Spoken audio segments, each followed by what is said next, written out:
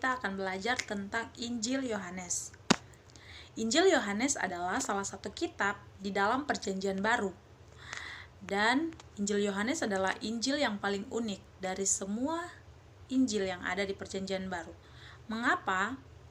Karena sudut pandang yang dipakai dalam Injil Yohanes sangatlah berbeda dari Injil-Injil lainnya. Yang pertama, Injil Matius melihat Yesus sebagai raja. Dan yang kedua, Injil Markus melihat dari sudut pandang Yesus sebagai hamba. Dan yang ketiga, Injil Lukas melihat Yesus dari sudut pandang Yesus sebagai anak manusia. Dan yang keempat, yaitu Injil Yohanes melihat Yesus sebagai anak Allah atau putra Allah. Injil Yohanes mencatat banyak hal tentang pelayanan Yesus di daerah Yudea dan Yerusalem yang tidak ditulis oleh ketiga Injil lainnya dan menyatakan dengan lebih sempurna tentang kepribadian Yesus. Siapa sih penulis dari Injil Yohanes? Injil Yohanes ditulis oleh Yohanes bin Zebedeus yang merupakan murid dari Yesus. Kita dapat membacanya di dalam Injil Yohanes pasal yang ke-13 dan ayat yang ke-23.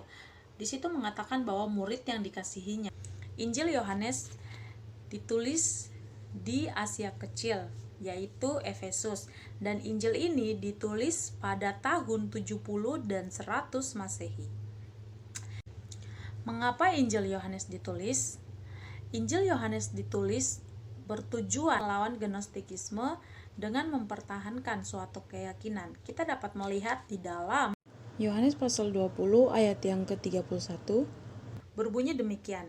Tetapi semua yang tercantum di sini telah dicatat supaya kamu percaya bahwa Yesuslah Mesias anak Allah dan supaya kamu oleh imanmu memperoleh hidup dalam namanya.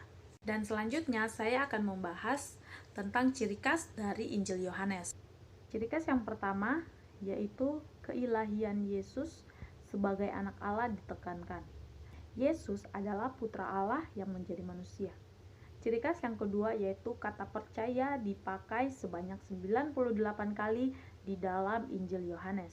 Dan yang ketiga yaitu hidup kekal adalah konsep dari Injil Yohanes. Dan yang keempat, Injil Yohanes lebih menekankan tentang kebenaran. Dan yang kelima, kata-kata dan konsep utama di dalam Injil Yohanes yaitu firman, terang, kasih, kesaksian, kegelapan, dan juga dunia. Selanjutnya yaitu garis besar Injil Yohanes. Yang pertama yaitu memperkenalkan Kristus kepada Israel. Kita dapat melihatnya di dalam Injil Yohanes pasal 1 ayatnya yang ke-19 sampai ayat yang ke-36. Di mana ayat tersebut berbicara tentang Yohanes Pembaptis memperkenalkan Kristus.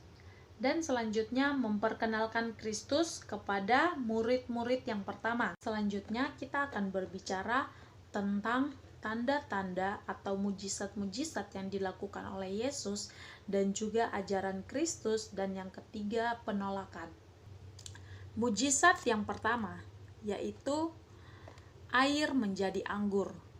Kita dapat membacanya di dalam Injil Yohanes pasal yang kedua ayat yang pertama sampai ayat yang ke-11. Mujizat selanjutnya yaitu menyembuhkan anak pegawai istana.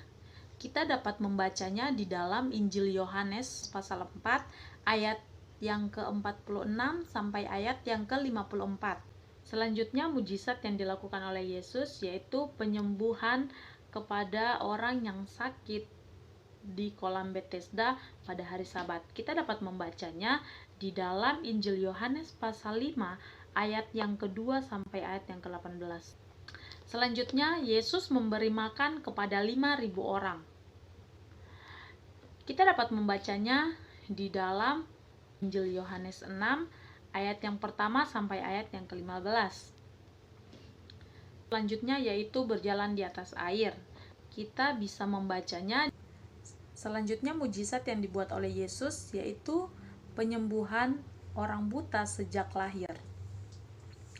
Kita dapat membacanya di dalam Injil Yohanes pasal 9 ayat yang pertama sampai ayat yang ke-41.